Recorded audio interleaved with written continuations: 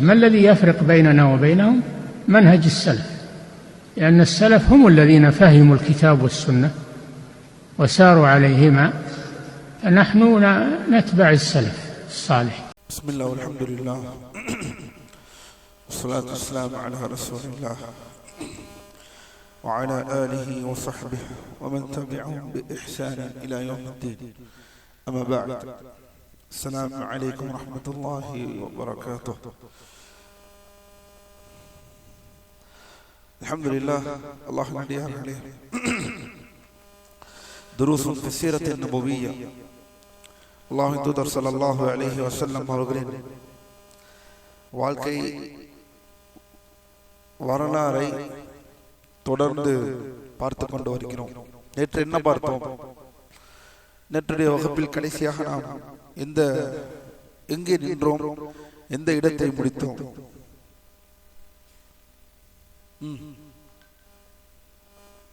எதை பார்த்தோம்? கடைசியாக பார்த்தது என்ன? மேலும் நாளை நாம் என்ன பார்க்க இருக்கிறோம் என்பதை நாம் கூறினோம். யாராவது ஒருவர் என்ன பார்த்தோம்?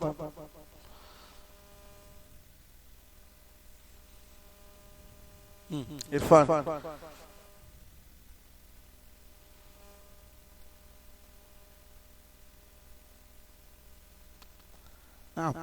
சொல்லுங்க.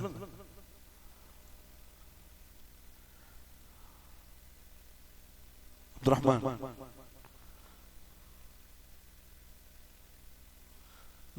ஃபத்ரத்துல் வஹி. அல்லாஹ் தூதர் ஸல்லல்லாஹு அலைஹி வஸல்லம் அவர்களுக்கு முதல் வசனம் வஹி இறங்கி அருளப்பட்டதற்கு பிறகு சிறிது காலம் வஹி தடைப்பட்டது.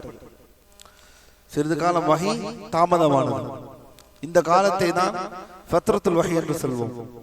பின்பு அந்த ஃபத்ரத்துல் வஹி முடிந்த காலத்தில் அல்லாஹ்வின் தூதர் ஸல்லல்லாஹு அலைஹி வஸல்லம் அந்த இடைப்பட்ட காலத்தில், அந்த வஹி இறங்காமல் இருந்த அந்த இடைப்பட்ட காலத்தில் என்ன ஆனது?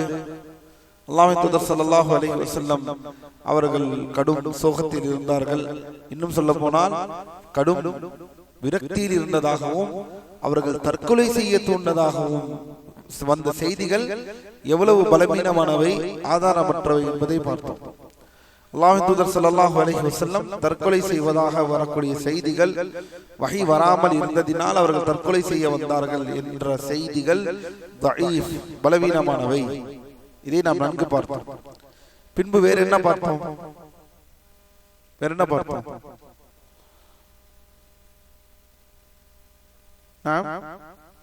ஹனீஃப்,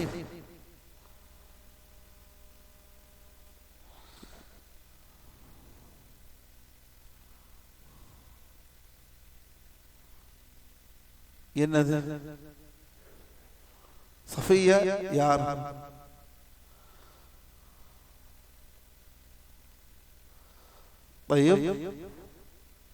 என்ன விஷயம்? தலைப்பை சொல்லுங்க. ஏதாவது ஒரு லைன் பார்த்ததா சொல்லக்கூடாது. தலைப்பு என்ன விஷயம் பார்த்தோம், என்ன தெரிந்து கொண்டோம்? நேற்றுடைய வகுப்பு என்று தெரியவில்லை என்றால் சென்ற வாரத்துடைய வகுப்பு எப்படி தெரியும்? அப்படியே அமர்ந்திருக்கிறீர்களே, என்ன பார்த்தீர்கள்? வேற ஏதாவது பிஸியா இருந்தீர்களா நேற்று? வேறு விஷயத்தில் இதிலாவது சொல்லுங்க. என்ன பார்த்தோம்?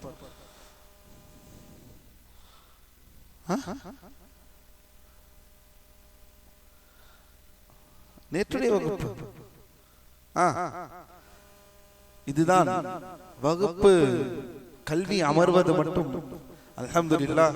ஃபஜ்ரிலே எல்லோரும் சேர்ந்து, அதுவும் இந்த நாட்டில் ஃபஜ்ரில் வகுப்பில் இத்தனை பேர் அமர்வது என்பது சாதாரண விஷயம் அல்ல. ஆனால் அதே சமயம் நாம் என்ன படித்தோம் என்பதை அடுத்த நாளில் கூட நம்மால் அதை ஞாபகப்படுத்த முடியவில்லை என்றால் அது தவறு.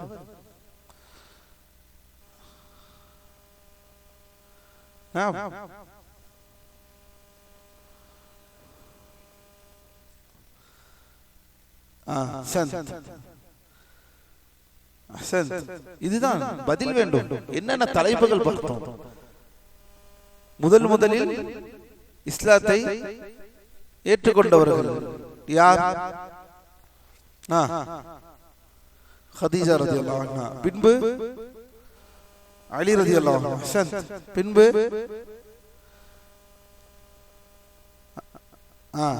பின்பு அல்லாஹ்வின் தூதர் ஸல்லல்லாஹு அலைஹி வஸல்லம் அவர்களுடைய பெண் பிள்ளைகள் ஸைத் இப்னு ஹாரிஸா. பின்பு வேற என்ன தலைப்பு பார்த்தோம்? அல்லாஹ்வின் தூதர் ஸல்லல்லாஹு அலைஹி வஸல்லம் அந்த அழைப்பு பணி பகிரங்கமாக நடந்ததா அல்லது மறைவாக அமைதியாக நடந்ததா? பொதுவாக சீரா நூல்களில் குறிப்பிடப்படக்கூடிய ரசூல் ஸல்லல்லாஹு அலைஹி வஸல்லம் அழைப்பு பணி ஆரம்ப காலத்தில் அமைதியாக, அதாவது இன்னும் சொல்ல போனால் ரகசியமாக நடந்தது என்ற செய்தி பலவீனமானவை. அப்படி ஒன்றும் நடக்கவில்லை. அல்லாஹ்வின் தூதர் ஸல்லல்லாஹு அலைஹி வஸல்லம் வாழ்க்கை வரலாறை நாம் பார்த்தோம் எனில், அல்லாஹ்வின் அடியார்களே, அவர்களுடைய அழைப்பு பணி பகிரங்கமாகத்தான் இருந்தது. ஆதாரம்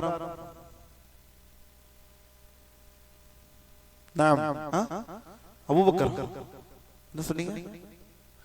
தூக்கம் தெளிஞ்சிடணும் நான் கேட்கிற கேள்வியில, அப்பதான் ஃப்ரெஷ்ஷா கிளாஸ்க்குள்ள போக முடியும் எல்லாருக்கும். ஏன்னா தூக்கத்தோட வந்து அமர்ந்திருக்கிறீர்கள், அந்த தூக்கம் தெளிந்தால்தான் அடுத்த வகுப்புக்கு செல்ல முடியும்.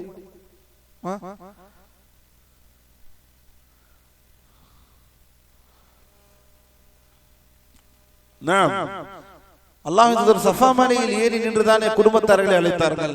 அது ஒன்றே போதாதா? இந்த அழைப்பு பணியை பகிரங்கமாக தான் செய்தார்கள். சரி, சில அறிஞர்கள் ரகசியமாக நடந்தது என்பதற்கு ஆதாரம் ஒன்று வைக்கிறார்கள். என்ன ஆதாரம் அது?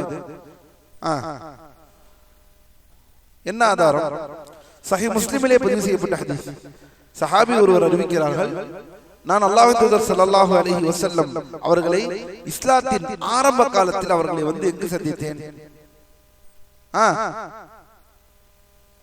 எங்கு? மக்காவில் சந்தித்தேன். அவ்வாறு சந்திக்கும் பொழுது அல்லாஹ்வின் தூதர் என்னவாக இருந்தார்கள்? மறைந்திருந்தவர்களாக இருந்தார்கள். கவனியுங்கள், மறைந்திருந்தார்கள் என்ற ஒரு செய்தி சஹீஹ் முஸ்லிமில் வருகிறது. இந்த செய்தியை ஷேக் அரஃபாத் என்ன பதில் சொல்கிறார்கள்? உலமாக்கள் எவ்வாறு இதை கையாளுகிறார்கள்? என்ன சொல்கிறார்கள்?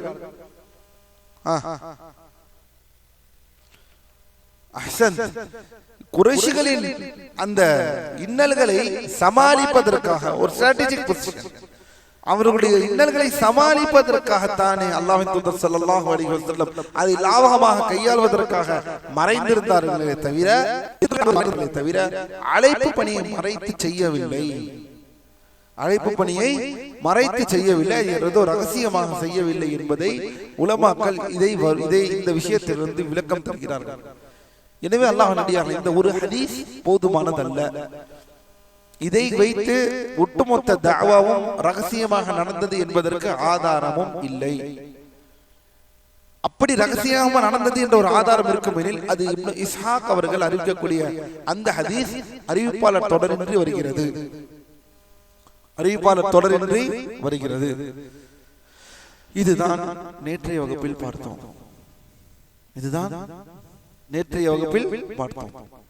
இன்று இன்ஷா அல்லாஹ் நாம் பார்க்க இருக்கக்கூடிய விஷயங்கள் என்ன என்று பார்க்க இருக்கிறோம்? அழைப்பு பணியின் ஆரம்பமும் குறைஷிகளின் நிலைப்பாடும். நேற்றைய வகுப்பை இன்று கேட்டதற்கே இந்த நிலைமை. இன்றைய வகுப்பை எப்போது கேட்க போகிறேன்?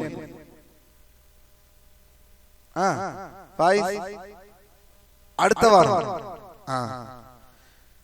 கவனமாக கேட்டுக்கொள்ளுங்கள். இன்றைய வகுப்பை அடுத்த வாரம் கேட்க போகிறேன். வந்தவுடனே கேள்விதான் இனிமேல். சரியா? பார்ப்போம் இன்ஷா அல்லாஹ். சரி, அழைப்பு பணியின் ஆரம்பமும் குறைஷிகளின் நிலைப்பாடும். அல்லாஹ்வின் அடியார்களே, மிகவும் முக்கியமான கட்டத்தில் இருக்கிறோம். அதாவது கடந்த பாடத்தில் அல்லாஹ்வின் தூதர் ஸல்லல்லாஹு அலைஹி வஸல்லம் அவர்களுக்கு இறை செய்தி அருளப்பட்டு குறித்தும் ஹிரா குகையில் அவர்களுக்கு நிகழ்ந்தவை குறித்தும் நாம் பேசினோம். மேலும் நபி அவர்கள் ஸல்லல்லாஹு அலைஹி வஸல்லம் அல்லாஹ் அவர்களுக்கு மார்க்கத்தை எடுத்துரைக்குமாறு கட்டளையிட்டான். வஅன்திர் அஷீரதகல் அக்ரபீன் இந்த வசனம் இறங்கியது. உங்களுடைய உறவினர்களை நீங்கள் எச்சரித்து நீங்கள் அவர்களை அழைப்பீராக, உங்களுடைய நெருங்கிய உறவினர்களை நீங்கள் எச்சரித்து அழைப்பீராக என்ற இந்த வசனங்களை எல்லாம் பார்த்தோம். மேலும் அல்லாஹ் தன் திருமறையிலே கூறுகிறான், மேலும் எனவே உமக்கு கட்டளையிடப்பட்டதை நீங்கள் பகிரங்கமாக எடுத்துரைப்பீராக, உங்களுக்கு கட்டளையிடப்பட்டதை நீங்கள் பகிரங்கமாக எடுத்துரைப்பீராக, மக்களிடம் நீங்கள் செய்தியை போய் சொல்லுங்கள். பின்பு இணை வைப்பவர்கள் நீங்கள் புறக்கணிப்பீராக, இணை வைப்பாளர்கள் நீங்கள் புறக்கணிப்பீராக. இதெல்லாம் வசனம். இந்த வசனங்கள் தான் நபியை நெறிப்படுத்தியது.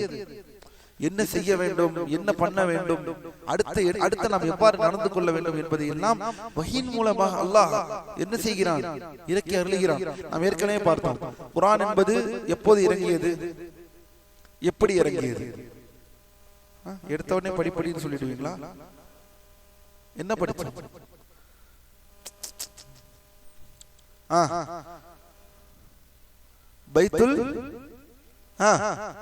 பைத்துல் இஸ்ஸா. அஹ்சன்த்.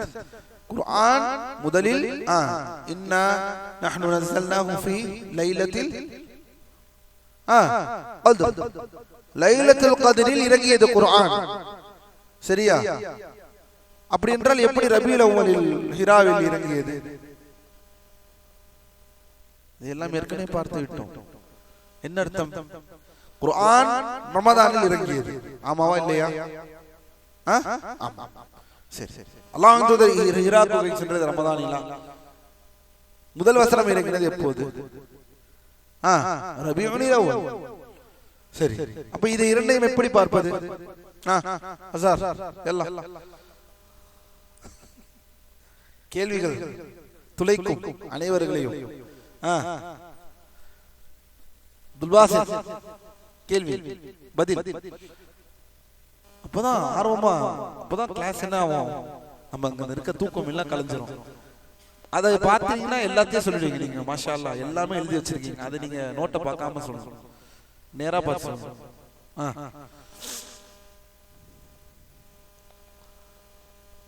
நாம் அஹ்சன்த். பைத்துல் இஸ்ஸாவில் முதலிலே அல்லாஹ் சுப்ஹானஹு வ தஆலா திருமறையை இறக்கி அருளி விட்டார். பின்பு நிகழ்வுகளுக்கும் சூழ்நிலைகளுக்கும் ஏற்ப 23 ஆண்டு காலம் இந்த குர்ஆன் என்ன ஆனது, அல்லாஹ்வின் தூதர் ஸல்லல்லாஹு அலைஹி வஸல்லம் அவர்கள் மீது இது இறக்கி அருளப்படுகிறது. சூழ்நிலைகளுக்கு ஏற்ப நிகழ்வுகளுக்கு ஏற்ப. சாதிக் நேரம் தாழ்ந்து வந்து விட்டீர்கள். கேள்விகளை நிறைய கேள்விகள் அடுத்த வாரம் கேட்பேன் இன்ஷா அல்லாஹ் உங்களிடம். அடுத்ததாக இடத்திற்குள் செல்வோம். இந்த வசனங்கள் அனைத்து நபிகளார் ஸல்லல்லாஹு அலைஹி வஸல்லம் அவர்கள் மீது இறங்கிய போது அவர்கள் முழு முயற்சியுடன் எழுந்து நின்று சத்தியத்தை பகிரங்கமாக மக்களுக்கு எடுத்துரைத்தார்கள். பகிரங்கமாக மக்களுக்கு எடுத்துரைக்க ஆரம்பித்தார்கள். அல்லாஹ்வின் அடியார்களே, வஹீயின் ஆரம்ப காலம், அழைப்பு பணியின் ஆரம்ப காலம். ஸல்லல்லாஹு அலைஹி வஸல்லம் கவனியுங்கள், சிலைகளை வணங்குவதை கைவிடுமாறு அழைப்பு விடுத்ததுடன் அந்த சிலைகளை நம்பிக்கொண்டிருந்த இணை வைப்பாளர்களின் அறிவீனத்தையும் சுட்டிக்காட்டினார்கள் ஸல்லல்லாஹு அலைஹி வஸல்லம். ஆரம்பமே ஆரம்பமானது தாவா. சிலைகளை வேண்டாம், இந்த சிலைகள் வேண்டாம், இந்த சிலைகள் யாவும் நமக்கு நடுவிலே வர தேவையில்லை, நமக்கும் அல்லாஹ்விற்கும் நாம் அல்லாஹ்விடம் நேரடியாகவே அல்லாஹ்விடம் நாம் அழைப்பை கேட்போம். அல்லாஹ் நம்மை அழைக்க சொல்கிறான், நம்மை வணங்கச் சொல்கிறான், நாம் அவனை வணங்குவோம், இந்த சிலைகளை நாம் புறக்கணித்து விடுவோம் என்று அழைக்கிறார்கள். அது மட்டுமல்ல, கல்வியின் ரீதியாகவும் அறிவு தரும் ரீதியாகவும் இணை வைப்பாளர்களுக்கு பாடம் புகட்டுகிறார்கள் ஸல்லல்லாஹு அலைஹி வஸல்லம். இதையெல்லாம் கேட்க கேட்க நபிகளார் அவர்கள் தௌஹீதின் இந்த ஓரிரை கொள்கையின் மக்களை, பல மக்களை அழைத்ததுடன் இஸ்லாத்தின் உண்மையான அந்த இயல்பையும் அந்த அழகிய விஷயங்களையும் விளக்கி எடுத்துரைக்க ஆரம்பம் செய்கிறார்கள். இது செய்ய செய்ய என்னானது, என்னாகும், ஒரு சமூகத்தில் அவர்கள் தானாக ஒழுங்காக போய்கொண்டிருக்கிறோம் என்று நினைத்துக் கொண்டிருக்கிற சமூகத்தில் திடீரென்று ஒரு மனிதர் வந்து, அதுவும் தமக்கு மிகவும் பழக்கப்பட்ட ஒரு மனிதர், மிகவும் அறியப்பட்ட ஒரு மனிதர், நீதத்திற்கும் நேர்மைக்கும் அறியப்பட்ட ஒரு மனிதர், யாராவது ஒரு ரோட்டிலே போற ஒரு சொன்னால் என்ன செஞ்சிருப்பார்கள், என்ன செய்திருப்பார்கள்? அவர் ஏதாவது உளறுவார், அவர் அப்படித்தான் இப்படித்தான் கடந்து விட்டு போய்விடலாம். ஆனால் அல்லாஹ் அங்குதான் அவனுடைய ஹிக்மத் இருக்கிறது. எப்பேற்பட்ட ஒரு குலத்தில் இருந்து, எப்பேற்பட்ட மதிக்கத்தக்க ஒரு குடும்பத்தில் இருந்து, எப்பேற்பட்ட ஒரு சக்தி வாய்ந்த ஒரு குடும்பங்களில் ஒருவரில் இருந்து, மேலும் தனி மனித ஒழுக்கத்திற்கு பெயர் போனவர்களாகவும், எப்போது நபியாக ஆவதற்கு முன்னதாகவே தனி மனித ஒழுக்கத்திற்கும் பெயர் போனவர்களாகவும் ஒரு மனிதர் வந்து இவ்வாறு சொல்கிறார்கள் என்றால் தலையை பித்தி கொள்கிறார்கள் குறைஷிகள். தாங்க முடியவில்லை, அவர்களால் இதை ஜீரணிக்க முடியவில்லை. நம்மில் இருக்கக்கூடிய ஒரு முகம்மதா இதை செய்கிறார், முகம்மதா இதை சொல்கிறார் என்ற அந்த கேள்வி அவர்களுடன் எழ ஆரம்பித்து விட்டது. இதை அறிந்தவர்கள் குறைஷிகள் இந்த பரக்கத்தான இந்த அழைப்பையும் அதன் தாக்கங்களையும் கண்டபோது அத்துடன் போர் தொடுத்தனர். போரை ஆரம்பம் செய்வோம், இனி முகம்மதாவது அல்லது யாரு, இனி முகம்மதாவது இல்லது முகம்மது என்று இதனால் வரை நண்பனாக இருந்த முகம்மது இனி எந்த இதுக்கு முன்னால் நாம் பார்த்தோம் தன் பாட்டனாருடைய அந்த சண்டைகளில் எல்லாம் அல்லாஹ்வின் நீதத்திற்காக நின்றவர்கள். அந்த சிறு இளைஞனான முகம்மது என்று வேறு, இன்று நிற்கக்கூடிய முகம்மது என்பவர் வேறு. எனில் 40 வயதை கலந்து விட்டார்கள் ஸல்லல்லாஹு அலைஹி வஸல்லம். அந்த துடிப்பு மிக்க இளைஞனாக, அமானிதங்களை பேணக்கூடிய ஒரு பெரும் இளைஞனாக, மக்களிடம் பெரும் நல்பெயர்களை பெற்ற ஒரு இளைஞன் என்ற அந்த முகம்மது எல்லாம் இனி போதும், இனி இந்த முகம்மதை விட்டு வைக்க கூடாது. மாறுகிறது களம், களம் மாறுகிறது. எவ்வளவு நல்ல பெயரையும் எவ்வளவு நல்ல மனிதராக பார்த்தார்களோ, எந்த சத்தியத்தை நீ எங்களுக்கு எதிராக நீ கொண்டு வந்தாயோ அப்போதே நீ எங்களிடம் இருந்த அந்த மரியாதை இழந்து விட்டாய். நபிக்கு எதிராக திரும்புகிறார்கள், அநீதியின் பக்கம் திரும்புகிறார்கள். கவனியுங்கள், இவ்வாறு ஆரம்பம் செய்யும் பொழுது நபி ஸல்லல்லாஹு அலைஹி வஸல்லம் அவர்கள் தொடர்ந்து, அதாவது நபிகளாரின் அழைப்பை விட்டும் மக்களை தடுப்பதற்கும் அந்த தூதை எதிர்ப்பதற்கும் சாதனங்களையும் கையாள தொடங்குகிறார்கள், அந்த சாதூரங்களையும் கையாள தொடங்குகிறார்கள். என்னென்னவெல்லாம் ஒவ்வொன்றாக பார்க்க இருக்கிறோம். குறைஷிகள் சுப்ஹானல்லாஹ் அவரை இந்த வழியிலிருந்து தடுப்பதற்காக ஆசை வார்த்தைகளை காட்டுதல் மற்றும் எச்சரிக்கை செய்தல், அல்லாஹ்வின் தூதரையும் சரி அல்லாஹ்வின் தூதரை சுற்றி இருப்பவர்களும் சரி. ஏனெனில் ஆரம்பமாக இஸ்லாத்தை ஏற்க ஆரம்பித்து விட்டார்கள். ஸைத் இப்னு ஹாரிஸா போன்றவர்கள் இஸ்லாத்தை ஏற்க ஆரம்பிக்கிறார்கள். இது உலமாக்கள் இன்னொரு அறிஞர்கள் இன்னொரு காரணத்தை சொல்கிறார்கள். ஏன் குறைஷிகள் ட்ரிகர் ஆனாங்க? குறைஷிகள் ஏன் ட்ரிகர் ஆனாங்க? முதல் விஷயம் இணை வைப்பு. முதல் விஷயம் என்ன? இணை வைப்பு. இன்னொரு விஷயம், அந்த எங்களுடைய கடவுள்களை நாங்கள் விட வேண்டுமா? நாங்கள் இவ்வளவு நாள் வணங்கி கொண்டிருந்த கடவுள்களை நாங்கள் விட வேண்டுமா? சிறு கடவுள்களை அப்படியெல்லாம் எங்களால் விட முடியாது. இது ஒன்று. இன்னொரு விஷயம், நுட்பமான விஷயத்தை ஷேக் அரஃபாத் அவர்கள் விளக்குகிறார்கள். என்ன சொல்கிறார்கள் என்றால், ஏனெனில் நாம் முந்தைய வகுப்புகளில் குறிப்பிட்டது போல் குறைஷிகள் தங்களை, நாம் ஏற்கனவே சொன்னோம், குறைஷிகள் தங்களை எவ்வாறு அடையாளப்படுத்திக் கொள்வார்கள்? அல் ஹும்ஸ். அல் ஹும்ஸ் அப்படி என்றால் என்ன? அல் ஹும்ஸ் என்றால் என்ன? கேள்விப்பட்டிருக்கிறீர்கள், நாம் பார்த்தோம் ஏற்கனவே. அல் ஹும்ஸ் என்றால் மார்க்கத்தில் கடினமானவர்கள். யாரு? குறைஷிகள். மார்க்கத்தில் நாங்கள் கடினமானவர்கள், பாதுகாவலர்கள் என்று தங்களை தாங்களே அடையாளப்படுத்திக் கொள்பவர்கள் தான் குறைஷிகள். அது மட்டுமல்ல, அல்லாஹ்வின் அடியார்களே, அவர்களின் ஹரமின் உரிமை பெற்றவர்களாக இருந்தனர். ஹரமே அவர்கள் கையில் தான் இருந்தது, சரியா? அதன் மூலமாக பெரும் வியாபாரம் அவர்கள் கையில் இருந்தது, பெரும் பொருளாதாரமும் வணிகமும் அவர்கள் கையில் இருந்தது. இதையெல்லாம் ஒரு தனி மனிதர் வந்து அடித்து உடைத்தார் என்றால் என்னவாகும் என்று பாருங்கள்.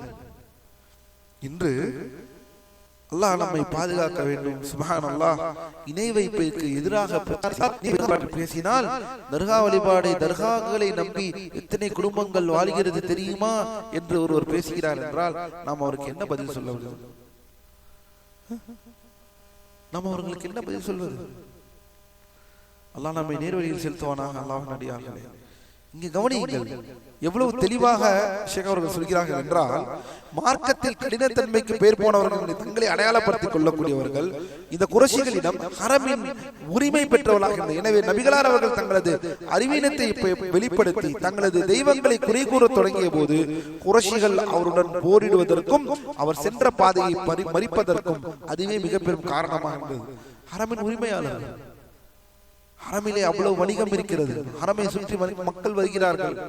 மக்களை நீ தடுக்கிறாய், எங்கள் வியாபாரம், எங்களுடைய வணிகம், எங்களுடைய அனைத்து விஷயங்களும் இதில் தடைபெறும் என்ற விஷயங்களையும் அவர்கள் சேர்க்கிறார்கள். சாதாரண விஷயம் அல்ல, பெரும் தலைவலி, பெரும் தலைவலி. பின்பு அதுவே மிக பெரும் காரணமாக அமைந்தது. ஏனெனில் அவர்கள் கொண்டு வந்த கொள்கை ஹரமின் மூலமாகவும் தங்களது தேசத்தின் மூலமாகவும் அவர்கள் அடைந்து வந்த பொருளாதார மற்றும் சமூக நலன்களுக்கு அச்சுறுத்தலாக அமைந்தது. கவனியுங்கள், இது எல்லாம் என்ன? அவரின் சமூக நலன்கள், பொருளாதாரம் எல்லாவற்றுக்கும் அச்சுறுத்தலாக அமைந்தது. இதன் காரணமாகவே அவர்கள் நபிகளாரை ஸல்லல்லாஹு அலைஹி வஸல்லம் அவரது மார்க்க பணியிலிருந்து தடுப்பதற்காக மிக மோசமான வழிமுறைகளை கையாள தொடங்கினார்கள். அடுத்த தலைப்பு, குறைஷிகள் அபூ தாலிபிடம் முறையிட்டது. சரி, எங்க போனோம்? போ, உம்மா இருக்காங்களா? முகமது வாப்பா இருக்காங்களா? வாப்பா, உம்மா, பாட்டனார் யாரும் இல்லை. எல்லாரும் என்ன ஆயிட்டாங்க? அப்ப யாரிடம் போக வேண்டும்? யார் இப்போது நெருங்கிய உறவினராக முகமதிற்கு ஒரு மிக முக்கியமான ஸ்தானத்தில் இருப்பவர் யார்? யார்? அபூ தாலிப். சந்தேகமே இல்லை, அபூ தாலிபிடம் செல்கிறார்கள். இதில் நிறைய பலவீனமான செய்திகளையும் ஷேக் அவர்கள் சுட்டி காண்பிக்கிறார்கள். அதை நாம் என்னவென்று பார்ப்போம். குறைஷிகள் அபூ தாலிபிடம் முறையிட்டது மிகவும் முக்கியமான விஷயம். அல்லாஹ்வின் அடியார்களே, கவனியுங்கள். குறைஷிகள் முதலில் நாடியது இந்த விஷயத்தில் நபிகளாரின் ஸல்லல்லாஹு அலைஹி வஸல்லம் அவர்களுடைய பெரிய தந்தை அபூ தாலிப், பெரிய அபூ தாலிபை அபூ தாலிப் அவர்கள் அவரிடம் வந்து, அபூ தாலிபே, உமது சகோதரின் மகன் எங்களது தெய்வங்களை ஏசுகிறார். கவனியுங்கள், நல்லா கவனிக்கணும். எங்களது தெய்வங்களை ஏசுகிறார் என்று சொல்பவர்கள் அல்லாஹை அறிந்தவர்களா, அல்லாஹை அறியாதவர்களா? அல்லாஹை அறிந்தவர்கள். அல்லாஹை அறிந்தவர்கள். அல்லாஹ் தான் படைத்தான். நீங்கள் அவர்களிடம் கேட்டீர்கள் என்றால் அவர்களை யார் படைத்தார் என்று கேட்டால் அவர்கள் என்ன சொல்வார்கள்? அல்லாஹ். அவர்கள் அல்லாஹ் தான் என்று பதிலளிப்பார்கள். அவர்கள் சொல்கிறார்கள், எங்கள் தெய்வங்களை எங்களுடைய தெய்வங்களை அவர் ஏசுகிறார். இங்குதான் உலமாக்கள் ஒரு மிக முக்கியமான உற்பத்தி. நான் ஏற்கனவே இதை பலமுறை சொல்லியிருப்பேன். தர்கா வழிபாடு செய்பவர்களும் இன்று இருக்கக்கூடிய தர்கா வழிபாடு செய்பவர்களுக்கும் அன்றிருந்த குறைஷிகளுக்கும் மக்கா காஃபிர்களுக்கும் உள்ள வித்தியாசம் என்னவென்றால், அவர்கள் ஒத்துக்கொள்கிறார்கள், அவர்கள் நாங்கள் செய்வது வணக்கம், அது எங்களுடைய சிறு தெய்வங்கள் என்று. ஆனால் இன்று இருப்பவர்கள் அதே செயலை செய்வார்கள், ஆனால் அது ஷிர்க் இல்லை, அது எங்கள் தெய்வங்கள் இல்லை, அது வணக்கம் இல்லை என்று வாதிடுவார்கள். செய்யும் செயல் ஒன்று, ஆனால் அதற்கு அடையாளம் வேறு. இதைத்தான் எதிர்க்கிறோம். இதைத்தான் தௌஹீத் வந்து எதிர்க்கிறது. அல்லாஹை தெரியாதவர்களா இவர்கள் எல்லாம்? ரப்பை தெரிந்தவர்கள். ஆனாலும் என்ன வந்து சொல்கிறார்கள், முறையிடுகிறார்கள், எங்கள் தெய்வங்களை ஏசுகிறார். வார்த்தைகளை கவனி, வார்த்தை ஞானம் மிக முக்கியம். எங்கள் தெய்வங்களை ஏசுகிறார். அபூ தாலிபே, எங்களது மார்க்கத்தை இவர் குறை கூறுகிறார், எங்களது அறிவீனத்தை சுட்டி காண்பிக்கிறார், எங்களது முன்னோர்களை வழிகட்டவர்கள் என்று கூறுகிறார். எனவே ஒன்று, நீர் அவரை எங்களை விட்டு நீங்கள் தடுத்துக் கொள்ள வேண்டும், அல்லது அவருக்கும் எங்களுக்கும் இடையே தலையிடாமல் ஒதுங்கிவிட வேண்டும். பாருங்கள், ஏனெனில் பெரும் அந்தஸ்துடையவர் யார்? அபூ தாலிப். உங்களை வைத்து உங்களால் அவரை நாங்கள் பாரபட்சம் பார்க்கிறோம். உங்களுக்காக. ஏனெனில் நீங்கள் பெரும் தலைவர். பனு ஹாஷிமின் குடும்பம் நீங்கள். பனு ஹாஷிமின் குடும்பம், கிலாபுடைய குடும்பம் நீங்கள், ஃபிஹ்ருடைய குடும்பம் நீங்கள், குறைஷியுடைய குடும்பம் நீங்கள். உங்களுக்காக பார்க்கிறோம் முகம்மது. ஒன்று நீங்கள் தடுத்துக் கொள்ளுங்கள், அல்லது இனி நடக்கக்கூடிய விஷயத்தில் நீங்கள் தலையிடாதீர்கள். நீங்கள் நகர்ந்து சென்று விடுங்கள், நாங்கள் பார்த்துக் கொள்கிறோம் முகம்மது. இதுதான் அவர்கள் சொன்ன வார்த்தை. بيننا وبينكم السلف، بيننا وبينكم الكتب. كان أحمد يقول البدع بيننا وبينكم الجنائز.